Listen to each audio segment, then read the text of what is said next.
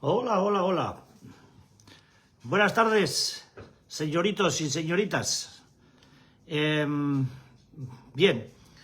estamos con el tema de estos días, esta cosa que es que intenta dilucidar la diferencia, o aclarar un poco la diferencia que hay entre lo que es un problema y lo que es un misterio. La relación cerebro-mente, todo este tinglado de cosas que parecen confusas, pero que en realidad no lo son. El otro día terminaba hablando del proceso de recompensa, en el sistema de recompensa, el sistema mesolímbico dopaminérgico. Hablaba de que el neurotransmisor más implicado en toda esta historia es la dopamina, pero no el único, ni mucho menos. Y decía cómo es conocido que las drogas inciden de una manera selectiva en determinados centros celulares del cerebro, como el área tegmental ventral, el núcleo accumbens y la corteza prefrontal. Y que la activación de estos centros pues trae como consecuencia la experimentación de una recompensa y la facilitación de un aprendizaje de las conductas que se realizan cuando se consumen estas sustancias, se hacen determinadas actividades, y esto que puede parecer chino, pero no lo es, pues es muy fácil de entender. Es que no sé, cuanto más premios nos dan por una actividad que hagamos, hombre, pues más nos apetece repetirla, ¿no? Cuanto más nos satisfaga una cosa, más inclinados estaremos a repetirla que cuando el tema, pues, no solamente nos satisface, sino que castiga, ¿no? Son los procesos del condicionamiento operante, premio, castigo, a veces lo negativo es activador, pero bueno, eso es para otro día. Pero sí entender que hay un sistema en el cerebro que cuando se ve siente determinadas activaciones, pues nos hace disfrutar de una sensación placentera, de una situación placentera que nos motiva muchísimo, y eso nos invita a repetir, ¿no? La motivación prima el aprendizaje y es la manera en que vayamos recompensando. Siempre he puesto el caso del estudiante que va a un examen de fin de curso, de fin de carrera, o la selectividad, me da igual, y se encuentra pues asustado porque como catee, la que le va a caer en casa pues va a ser las del pulpo, ¿no?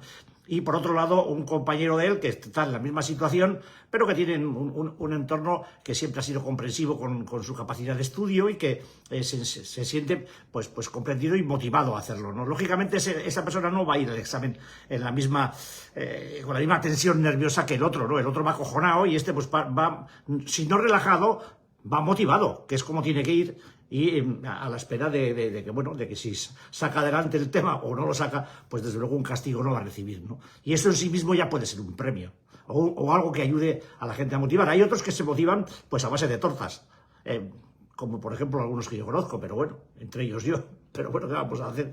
Así somos los adictos, por lo menos algunos. Entonces, cuando hablamos de repetición, de recompensas en todos estos núcleos celulares, estamos hablando de una activación placentera como consecuencia del consumo o de la reproducción de ciertas conductas, ¿no? Como puede ser el juego u otras. Esto está induciendo al cerebro a un aprendizaje erróneo. El cerebro acaba prostituido por culpa de las drogas, ¿no? De tipo, pues le está diciendo, ahora lo importante para mi supervivencia es consumir o actuar adictivamente según la función de la que estemos hablando. Y este proceso va a ser un mecanismo imprescindible del hábito adictivo, de la dependencia adictiva, ¿no? El hecho de la previsión de recompensa de eso que me va a proporcionar aquello que voy a hacer porque ya lo he probado antes y me satisfizo, ¿no? ¿A qué niveles? Bueno, pues ya hablaba el otro día del síndrome de déficit de recompensa y las diferentes escalas a las que puede llegar, hablando de que una recompensa natural pues es de 8 a 10 menos potente que el estímulo potencial que producen las drogas, ¿no? Entonces, y también lo decía un poco por encima, tenemos que tener en cuenta otra cosa además, y es que el sistema de recompensa, el sistema mesolímbico dopaminérgico de la recompensa, el sistema límbico, se localiza principalmente en estructuras subcorticales del cerebro, es decir, en centros celulares que están debajo de la corteza, y no digo del cráneo, digo de la corteza que está debajo del cráneo, de la corteza celular, ¿vale? De los diferentes lóbulos del cerebro, del cerebro, del neocórtex, del sistema más más reciente en la evolución del cerebro, ¿no? Estamos hablando de estructuras subcorticales que son evolutivamente más viejas que el córtex cerebral, que la corteza cerebral. Es decir, tienen un funcionamiento más visceral, más rápido, más impulsivo, más instintivo ante determinadas situaciones que pueden ser peligrosas o placenteras. Estas zonas, por estar situadas donde están, no permiten acceso al procesamiento consciente o voluntario. Cuando estos centros se activan, nosotros nos movemos impulsados por el estímulo que perciben. Y nos podemos poner como nos pongamos, pero cuando hay que coger aire, vamos a coger aire. Y cuando tengamos que comer, seguramente iremos a comer. Y cuando tengamos que hidratarnos, pues iremos a beber agua. Y, en fin, o cuando veamos que viene una sombra hacia los ojos, pues instintivamente nos taparemos. No esperaremos a ver si nos pega la gran torta y luego nos preguntamos a ver por qué no hemos levantado la mano, ¿no? Nos ayuda a manejarnos en procesos en los que para sobrevivir necesitamos instinto y rapidez, ¿no? La activación de estos centros se traduce en conducta, pero lógicamente lo hace de una manera principalmente encubierta, de una manera sutil. Todo lo que nos está pasando en esa zona es apenas percibido por nosotros, ya que nuestros centros de pensamiento están de alguna forma separados de ellos, ¿no? Esta sutileza es la que conduce a uno de los fenómenos más característicos y también el más desesperante de las adicciones, que es el de las recaídas. Nuestra capacidad comprensiva, nuestra capacidad de razonar, el pensamiento estándar, habría que plantearse, imaginaos que conocéis a una persona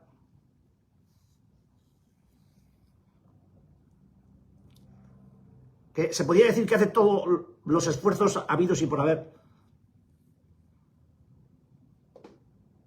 apoyándose únicamente en su propia razón, únicamente, para no consumir. Y se ve sobrepasada permanentemente por el deseo de consumo. Y consume.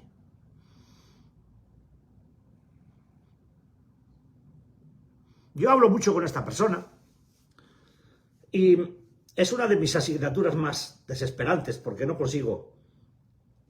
El razonamiento, para que lo entendáis mejor, el razonamiento lógico por las mañanas pues es de intentar hacer ver las consecuencias, la motivación, la estructura por medio de la cual se busca a veces de una forma absolutamente incomprensible el conseguir alcohol para poder beberlo. Se puede razonar. Pasado cierto tiempo, ese cerebro se cierra en banda y ya la razón no le llega. Digamos que me tira fuera y solamente, o sea, cierra la compuerta y se queda únicamente con el digan lo que digan, tú hoy también vas a beber. Y es que se percibe. O sea, en un momento dado la conversación se corta. Se corta. Yo ya sé que ya no está esa persona ahí. Está su ismo. El ismo es la enfermedad, ¿vale? El alcohol es lo que solemos beber los alcohólicos y el ismo, de alcoholismo, el ismo, ahí es donde está el meollo de la cuestión. Bueno, pues el ismo bloquea absolutamente todo tipo de contacto externo y se queda solamente pendiente de su añadido, que es el alcohol. Entonces, ya no hay Dios que meta mano en eso. Habrá que pasar otro día o otra semana o el tiempo que sea hasta que se vuelva a hablar y siempre el mismo planteamiento, ¿no? Porque es evidente que lo quiere conseguir, pero razonando. ¿Y cómo se le dice de mil maneras diferentes? Mira, lo primero que tienes que hacer para no consumir es no consumir. Y se te queda mirando y dices, joder, te habrás quedado calvo, ¿no, machote? Pero ya, sí me he quedado calvo, me estoy quedando calvo como todos los viejos. Pero esto es muy sencillo. Tú aguantas el impulso, el tirón, pase lo que pase y pese a quien pese. Te agarras a un grupo de rehabilitación, te centras en mantener ese esfuerzo como hemos tenido que hacer todos y aguantas el tirón, o bien con ayuda farmacológica, que la hay, porque normalmente en la actualidad pues se ayuda a la gente con con medicamentos para que los primeros días no tengan ese tirón tan brutal como en mis tiempos, que era agua, aguanta y al grupo, así acabamos algunos de taraos, pues se puede hacer de una manera totalmente, vamos, accesible. Y si hace falta un ingreso de desintoxicación, pues se hace, que tampoco pasa nada. Pero ya sales con el organismo en disposición por lo menos limpio. Pero claro, hay otra parte ahí dentro, y esa es la que bloquea. Si sales limpio de hacerte una limpieza, y bueno, como ya estoy limpio, pues ahora me puedo volver a manchar otra vez, ¿no? Que es lo que pasa con los cristales, ¿verdad? Es cojonudo esto. Pero, a ver, y por más vueltas que le des, en un momento dado el bloqueo se produce.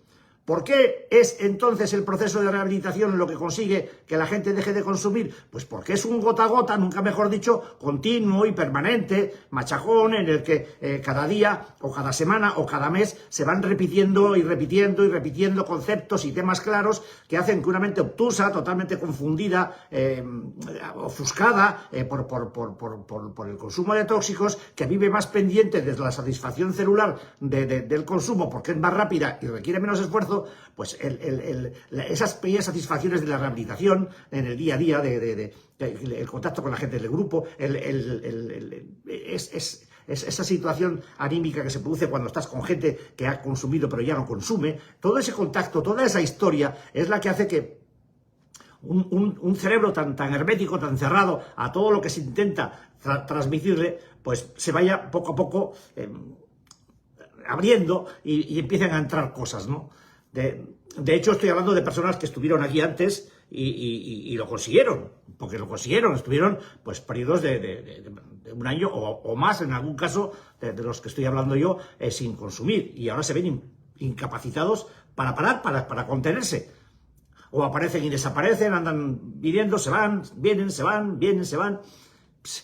No hay forma de tener una conversación a la hora apropiada, que es antes de tomarse la primera en condiciones, y eso pues es un proceso, ya te digo, desesperante, ¿no? Desesperante. Porque, como decía, esta sutileza que diferencia la parte pensante del cerebro de la parte no pensante, la parte en la que podemos tener comportamientos voluntarios y movernos en pos de algo, de lo que sea, para hacer cualquier cosa, se queda desconectada de la parte visceral, de la parte donde está asentada la adicción. Y ahí no tenemos prácticamente ninguna capacidad de acción. Para que eso se ponga en marcha, tenemos que sujetarnos con la parte mental, con la parte pensante y obligarnos a estar en situaciones. Es como cuando uno está, que le empiezan a salir, se le empiezan a coger todas las camisas y se da cuenta de que, pues bueno, un poco, pero pues ya un poco en que la camisa ya no te entra y dices, hostia, o haces algo, y el primer día dices, joder, porque no, coñazo, voy a perder el tiempo aquí yo haciendo ahora una hora pues en la cinta o caminando, la bici o no sé qué, y es que claro, el problema no es que hagas un día, es que al día siguiente también tienes que hacer, o dentro de 2 o de 3, o hacerlo de una manera regular, y después ya estamos otra vez con la matraca del ejercicio. Vaya la mierda, ¿no? Tendríamos que hacer así con el dedito y adelgazar los 8 kilos que nos sobran. ¡Ah! ¡Qué cachondos!, ¿no? Pues esto es lo mismo. Lo mismo. Entonces, reacomodar todos los procesos de contacto entre el cerebro medio y el cerebro pensante, pues es un trabajo del día a día, intenso, pesado, ¿no? Si es gratificante, joder. Quiero decir que al final te encuentras pensando con estructura y ves la vida de otra manera, los colores vuelven a aparecer, ya no es todo en blanco y negro, no estás durante un par de horas lúcido y el resto del día estás totalmente nublado por culpa de la droga. En fin, tiene muchas satisfacciones el salir de una adicción activa, ¿no? Pero bueno, estamos hablando de esto que tanto desespera, sobre todo a los expertos, es que cada vez que ocurren episodios de recaída, pues se ponen a prueba todas las capacidades y todas las dudas de los que estén involucrados en cualquier proceso de rehabilitación. Digo ajenos, digo expertos no adictos. Vamos a dejarlo ahí, porque luego estamos los expertos adictos, que no somos expertos en nada más que en aquello que hicimos durante tantos años, en eso sí, pero de lo demás, pero bueno, algo sabemos ya, ¿no? Algo ya vamos sabiendo, porque bueno, algunos han molestado en estudiar y en conocer un poco todo este tinglado, ¿no? Pero en estos otros, tengo que reconocer que a veces en algún experto como yo también aparecen estos pensamientos de esos de, joder, si es que lo que pasa es que no quiere dejarlo, ¿no? O si es que no está convencido, es que todavía no es su momento, ¿no? O incluso, joder, se está riendo de mí a la puta cara, ¿no? De eso lo he pensado yo 1.000.000 de veces con más de uno y de una y alguna que anda por aquí todavía, pues mariposeando, que es lo mismo, es que es el Guadiana, ¿no? Es inevitable que aparezcan estos pensamientos, pero son errores que cometemos algunos en este aspecto, pues porque damos por sabido algo que realmente pues no es sabido y no se debería de saber, porque no todos somos iguales, no todos tenemos los mismos recursos y no a todos nos afecta la enfermedad de la misma manera. Entonces, comprender al que tiene dificultades, ser amable con él, pues es un trabajo que con algunos compañeros, con los más débiles, a mí me sale instintivamente, ¿no? Me motivo, cuanta más difícil es la tarea, más me implico. Pero luego veo a otros o a otras que digo, joder, cuando está hablando conmigo tiene una capacidad de razonamiento acojonantemente buena, pero lo sigue haciendo. Se desprende, no mucho porque sigue aquí en la órbita, pero se desprende lo suficiente para no venir, porque el trabajo, porque esto, porque lo otro, por aquí, por allá, y sigue consumiendo, y sigue consumiendo, y sigue consumiendo, y desespera a todo Cristo, porque a la familia la tiene absolutamente engañada, y por unos porque no quiere que sepan nada, y otros porque no se quieren enterar de nada, pues la desesperación salta y cuando te dicen que efectivamente te están comprendiendo y luego se van y vuelven a hacer lo mismo, joder, alguien me tiene que explicar a mí algo que no sea lo que estoy diciendo para poder entender esto. Y es el tirón celular de un organismo ya enfermo, patologizado, que tiene más fuerza que la persona. Porque alguien que ha estado bien, que de repente por lo que sea, por razones de la vida, por lo que sea, pues deja la rehabilitación y al tiempo cae y se mete en una espiral de consumo totalmente desesperante. Y joder, pues hay que estar enfermo, hay que estar mal de la cabeza para hacer eso. Joder, pues claro, hay que estar mal de la cabeza. Es que esto es una enfermedad mental, pero además es una enfermedad celular. Y el tirón que en una cabeza con la mente totalmente afectada y no trabajada en un proceso de rehabilitación adecuado, el tirón celular tiene mucha más potencia, lógicamente. Si eres alguien que asiste a unas terapias de estas de Chichinabo, donde la gente se sienta a ver cómo le ha ido la semana, o el domingo tuvo una bronca con la mujer, que no sé qué, la semana pasada con el niño que se me escapó, no sé cuál, una estructura terapéutica en condiciones para acomodar todos los procesos del pensamiento voluntario, del pensamiento razonable, para poder sujetar los impulsos del cerebro medio que nos llevan de una manera totalmente cautiva a los procesos de recaída. Porque ante este tipo de planteamientos tendríamos que considerar algunos aspectos básicos del funcionamiento de una máquina como es el cerebro, para que nos sitúen con más claridad ante el problema. Y a mí me llevan los demonios de por qué estas cosas no se trabajan en las asociaciones de rehabilitación para que la gente conozca su enfermedad. No hace falta ser un licenciado en psiquiatría para poder entender estas cosas. Cualquier persona que tenga una capacidad mediana se puede trabajar esto en serio, conseguir conocimientos, hacerse un máster o lo que necesite para poder explicar esto al resto de compañeros, pues como lo hemos hecho aquí.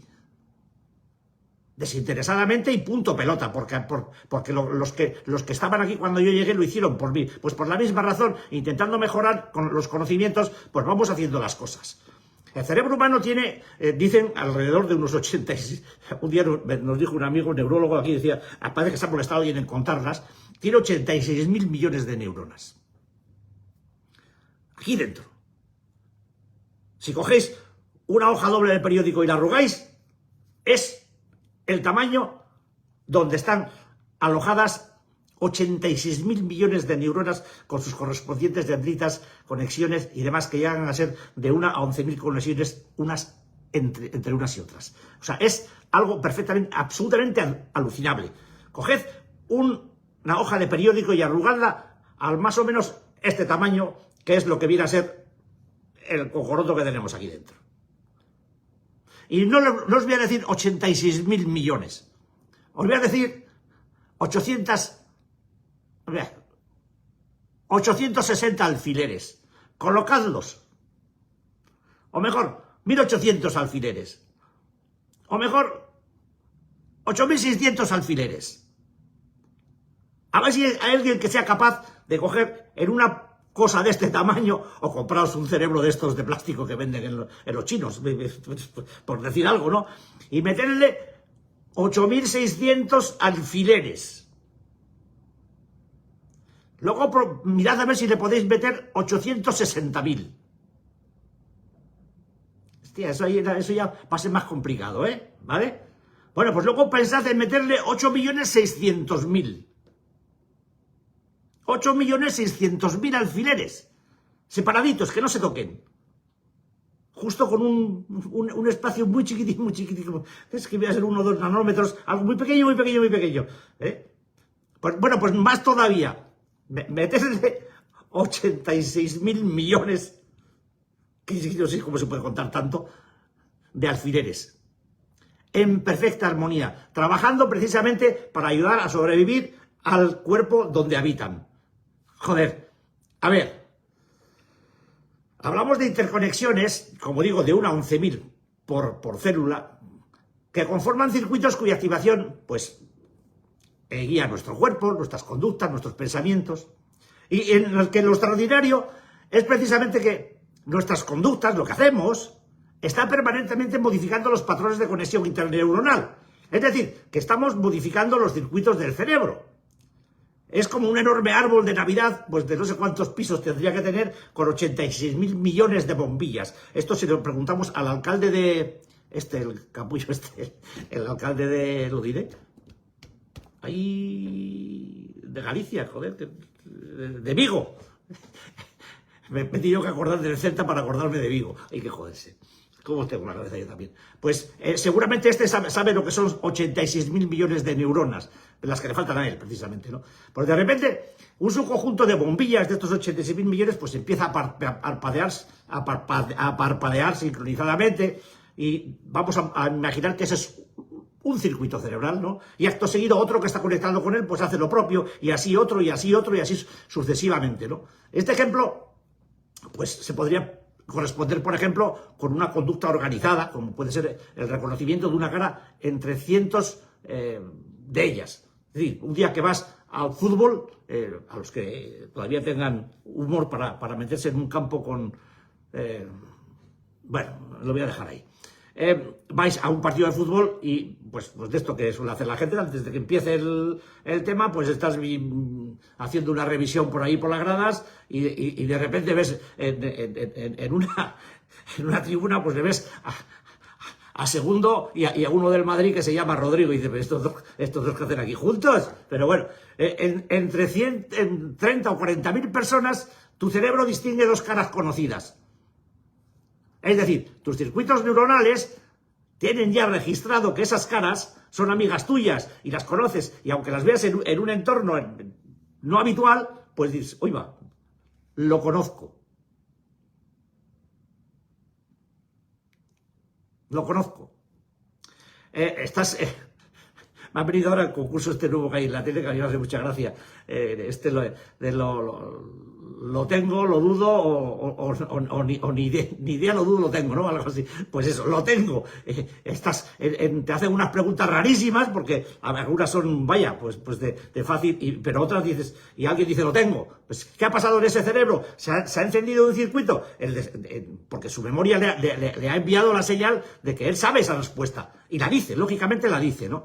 Pues eso es como que en ese grandísimo árbol de Navidad se enciende un circuito que hace que se encienda otro circuito y otro circuito y otro circuito, y de repente te encuentras diciendo, lo tengo. ¿No? Bien. Cuando esto ocurre muchas veces, cuando se repite una misma función, cuando se repite el ver todos los días las mismas caras a la misma gente, esos circuitos de conocimiento, o de lo que sea, en cualquier caso, se refuerzan. Cuanto más se repiten las cosas, los circuitos se hacen más fuertes y más resistentes a la desaparición. La ley de Hebb nos explica esto, Hebb, H-E-B-B, si queréis buscar información. La ley de Hebb dice que las neuronas que se disparan juntas se conectan juntas, ¿no? Y se van fortaleciendo. La consecuencia es que los procesos mentales y conductuales que controle ese circuito se refinan y se automatizan. A medida que se van añadiendo sucesivas células, ese proceso, tanto conductual como mental, se va refinando. Y llega un momento en que uno lo hace con una calidad pues extraordinaria, porque si se lo curra, si se lo trabaja, si lo practica en condiciones, pues bueno, pues no sé, yo no te voy a decir que te pongas con un balón y acabes siendo el tipo el Messi, pero bueno, seguramente le pegarás al balón mejor que si no has visto un balón en tu vida y solamente les pega una patada de vez en cuando, ¿no? Es como todo, ¿vale? Tu sistema celular va refinando el hecho de afrontar la postura de darle al balón, etcétera. Vean, que ya me estáis entendiendo, coño. Entonces, cuanto más se repitan las mismas acciones y los mismos pensamientos, como puede ser practicar un movimiento, pues no sé, pues tocar la guitarra, tocar el piano, cantar algo, que es lo que hacemos aquí los sábados, aparte del tonto, pues cantamos. Entonces, que cuanto más se entrene, cuanto más se repitan las acciones y los pensamientos, menos costoso es el realizarlas. Es más fácil hacerlo cuanto más se repite. Al final resulta que al principio es sacrificio y al final es beneficio, porque te produce una sensación placentera de hacer las cosas bien después del esfuerzo que te ha costado aprenderlas, ¿no? Pues es que es todo así. Es decir, cuanto más se repitan las acciones, más se fomenta la creación y el refuerzo de nuevas conexiones celulares y más se asientan los circuitos neuronales de esa actividad cerebral en particular. Pero,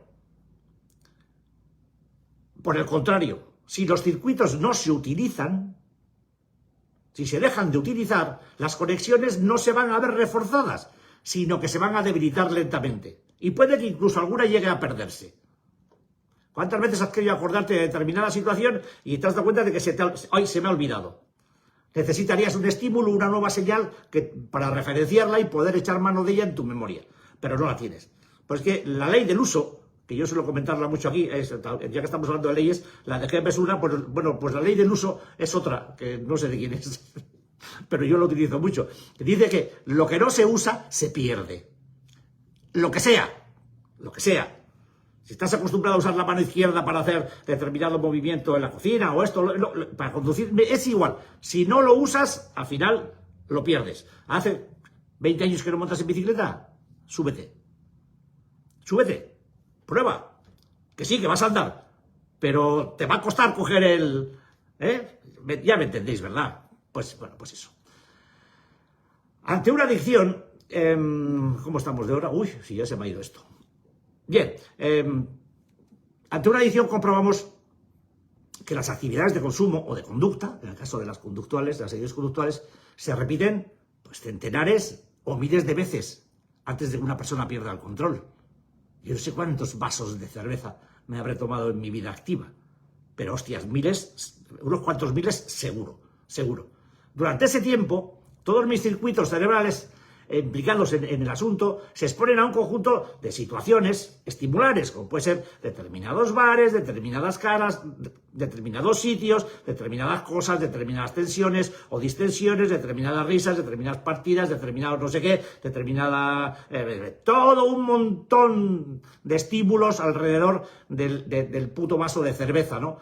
Y todo eso ayuda y genera una tendencia clara a consumir y a experimentar el refuerzo placentero de la droga, de la conducta. Por eso es tan importante, y no nos cansamos de repetirlo, el hecho de cambiar de hábitos, salir del entorno de consumo, porque al final esa activación celular, la que te lleva a la recaída, la que te lleva de nuevo a consumir, tiene mucho que ver con la fuerza rápida y sin piedad que tiene el cerebro medio con relación al cerebro pensante, porque lo desactiva. Lo primero que desactiva una adicción es la voluntad. Los centros prefrontales no pueden inhibir el impulso del cerebro medio. Eso es así. Entonces, cuando hay una recaída, hay muchas vueltas que darle a todo esto. Y, bueno, como ya me he pasado, pues nada, que nos veremos... ¿El miércoles tengo algo yo? ¿El miércoles? Pues... no, el jueves tengo una conferencia, pero el miércoles nos vemos. Si os apetece seguir hablando de bombillas y bombillos, pues ¿por qué son bombillas en vez de bombillos? ¿Alguien lo sabe? Pues que me lo diga. ¡Hala! Besitos, que seáis buenos. Y si estáis por la zona de Levante, joder, cuidado, otra vez. Qué desgracia, joder, hay que joderse. Bueno, y aquí estamos en verano, aquí en Vaca Corta. Los vascos somos la hostia, sobre todo si somos de Cáceres. Besitos.